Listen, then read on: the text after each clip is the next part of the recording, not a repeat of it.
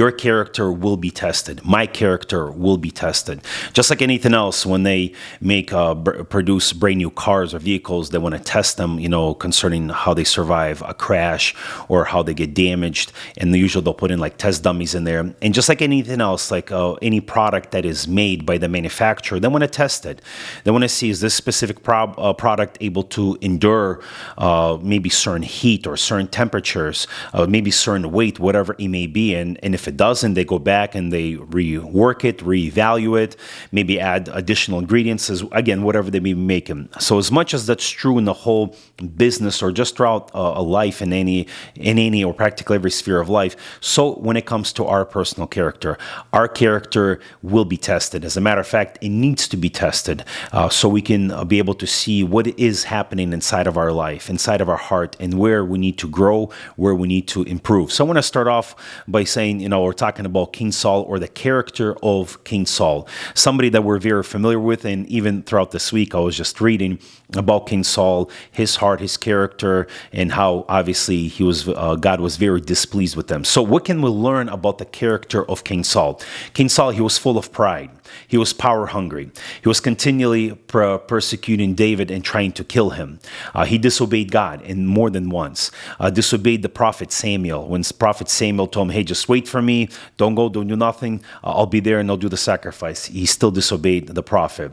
He feared more of people's opinions of men rather than listening or obeying the voice of God.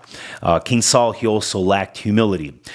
King Saul was jealous of David's fame and even military success. At one point, when David came into town after victory, and they were singing, oh, David has slain his tens of thousands, while King Saul slayed his thousands. And that really, really got the best of his ego. And the reason why it got the best of his ego, because it had a problem with his inner character.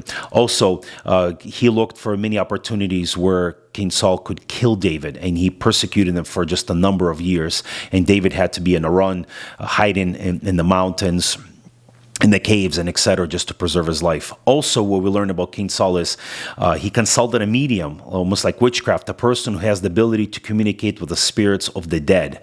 When he was in a very critical moment of his life, and the prophet Samuel is no longer around, he's like, hey, I need some advice. What do you need to do? And instead of obviously going to God, he ended up going to the wrongful source. And also, King Saul, in his final battle, he falls on his own sword and kills himself. In a sense, we can say he committed suicide. So these are just some of the outlines or characteristics, traits that define who King Saul was. And obviously that pertains to his inner heart, which is, as I mentioned in my one of my previous lessons, heart and character, they're combined together. And this was the character of King Saul. It wasn't good. It wasn't healthy. There's many more things that I could outline concerning King Saul, but I want to present this specific Bible passage, which became, I guess you can say, the nail in the coffin, what I guess you can say exemplified or showed King Saul's true character. And it's written in 1 Samuel chapter 15, verse 23. For rebellion is as a sin of witchcraft, and stubbornness is as iniquity and idolatry.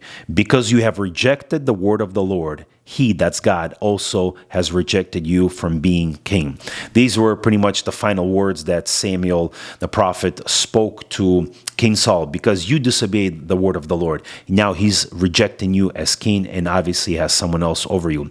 So let just this one illustration of this one individual from the Bible serve as a crucial example, and somewhat of maybe even as a warning to us, how if we are not allowing the Holy Spirit to work upon our heart, and also we changing our character, that we could begin to start exemplifying some of these traits, as we saw King Saul, who was full of pride, full of ego.